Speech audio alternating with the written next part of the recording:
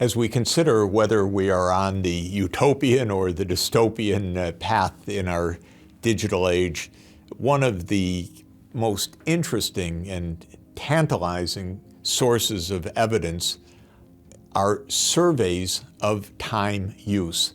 How do we spend our time? How does a society spend its 24 hours per day? In the United States, there has been for many, many years a time use study, which gives us some real insights into how our society is changing.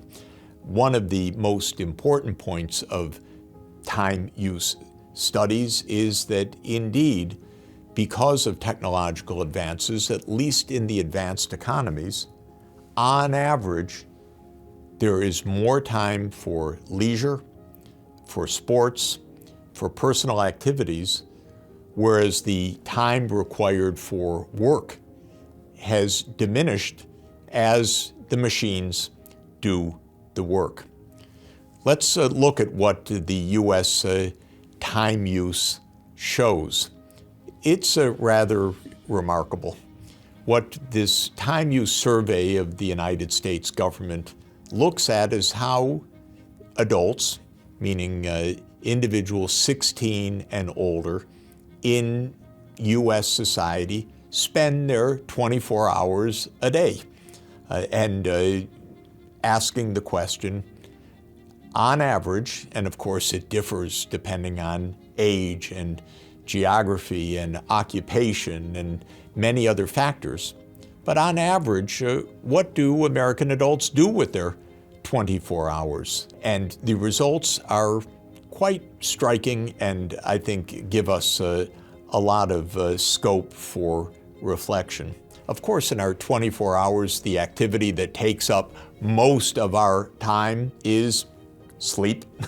So individuals sleep 7 or 8 hours on average, and when you combine that with personal care, getting ready for the day and getting ready for sleep, that accounts for 9 or 10 hours per day of the 24 hours of our daily cycle.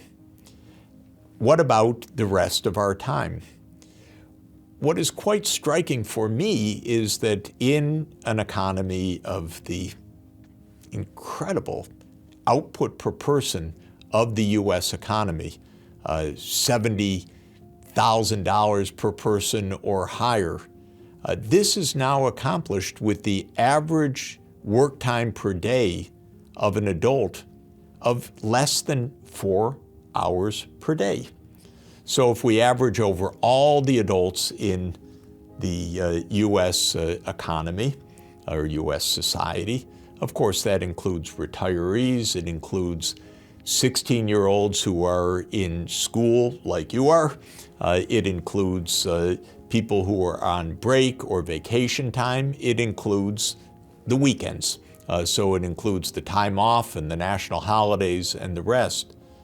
Nonetheless, that $70 or $75 or $80,000 of output per person is now achieved with the average American adult working about 3 hours and 20 minutes a day. That's quite a remarkable accomplishment of economic progress. Because again, if we were to have such a time use study back in 1800, of course we would be looking at people carrying out their chores on the farm. We would not find anything like 3 hours a day. We would find 8 or 9 or 10 or 12 hours a day just to get through the day and to produce the crops to keep the family alive. So technological advance has meant a significant increase of non-work time. And where is that non-work time devoted other than to sleep and personal care? Well, it's notable that today in America, significantly more time is spent in leisure, and in sports activities than in work activities. And we can see clearly that the average number of hours spent on sports and leisure significantly exceeds the amount of time spent on the job. Of course, other activities fill up the rest of the day because if we take the 4 to 5 hours of sports and leisure and the 3 to 4 hours of work time and the 9 to 10 hours of personal care, we also have the time that we're online. We have the average time of people in school or in studies. We have the time to commute to and from work and the time for shopping and other activities. Many of those also being reduced in time as we now shop online and as goods or services are delivered instantaneously over the internet, or for many people delivered through online purchases and direct delivery, saving a lot of time that used to be devoted to traveling to and from markets or to and from warehouses or retail shops.